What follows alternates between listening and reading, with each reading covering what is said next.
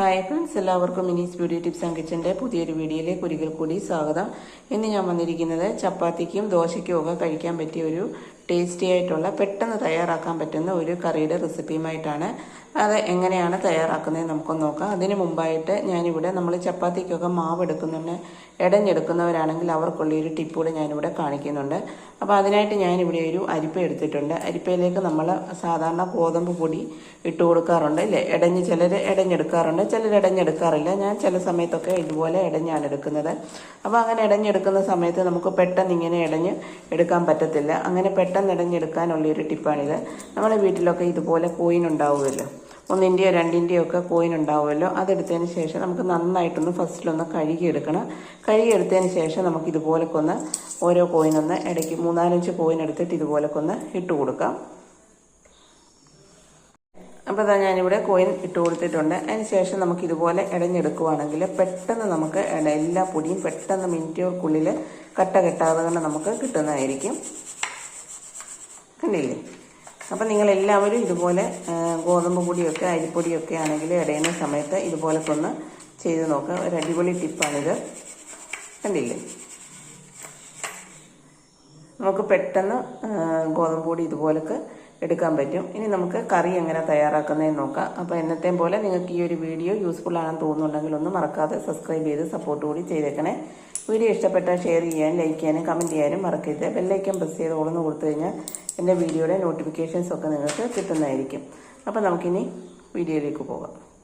അതിനായിട്ട് ഞാനിവിടെ എടുത്തിരിക്കുന്നത് മീഡിയം സൈസ് 2 സവാളയാണ്, പിന്നെ മീഡിയം സൈസ് 2 തക്കാളി, 3 പച്ചമുളക്, ഇത്രയാണ് എടുത്തിരിക്കുന്നത്. ഇതിനി നമുക്കൊന്ന് കട്ട് ചെയ്തെടുത്തുകൊണ്ട് വരാം.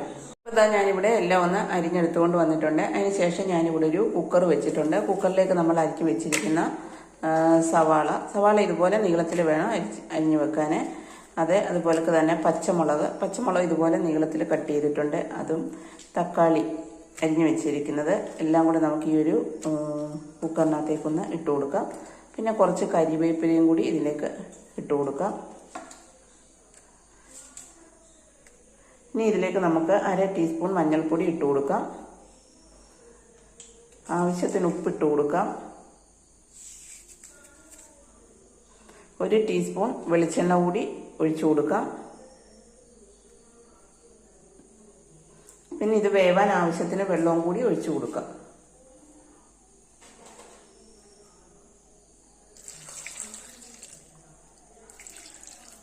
ഇനി നമുക്കിത് കുക്കറിലൊന്ന് 2 വിസിൽ വരുന്നിടം വരെ ഒന്ന് വേവിച്ചെടുക്കാം.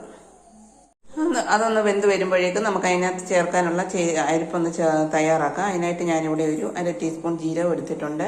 പിന്നെ നമുക്ക് വേണ്ടത് 3 അല്ലി വെളുത്തുള്ളിയാണ്. പിന്നെ ഒരു 1/4 കപ്പ് തേങ്ങ ഇവിടെ എടുത്തിട്ടുണ്ട്. കുറച്ച് തേങ്ങ മതി, 1/4 കപ്പ് മതി. പിന്നെ കുറച്ച് കരിയാപ്പിലയും കൂടെ നമുക്ക് ഇതിലേക്ക് ഇട്ട് കൊടുക്കാം. ആവശ്യത്തിന് വെള്ളം ഒഴിച്ച് നമുക്ക് നല്ല പേസ്റ്റ് പോലൊക്കെ ഒന്ന് അരച്ചെടുത്തുകൊണ്ട് വരാം. ഇനി നമുക്ക് കുക്കറൊന്ന് തുറന്നെടുക്കാം. അപ്പോൾ ഞാനിവിടെ തുറന്നെടുത്തിട്ടുണ്ട്. ഇനി നമുക്ക് ഒരു തവി ഉപയോഗിച്ച് നല്ലപോലെ ഇതൊന്ന് ഉടച്ചു കൊടുക്കാം. എന്നിട്ട് ഫ്ലെയിം ഒന്ന് ഓണാക്കി കൊടുക്കാം.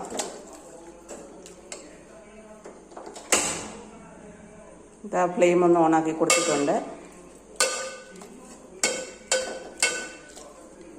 നല്ലപോലെ ഒന്ന് ഉടച്ചു കൊടുത്തതിന് ശേഷം നമുക്കിതിലേക്ക് നമ്മൾ അരച്ച് വെച്ചിരിക്കുന്ന അരപ്പൂടൊന്ന് ഇട്ട് കൊടുക്കാം.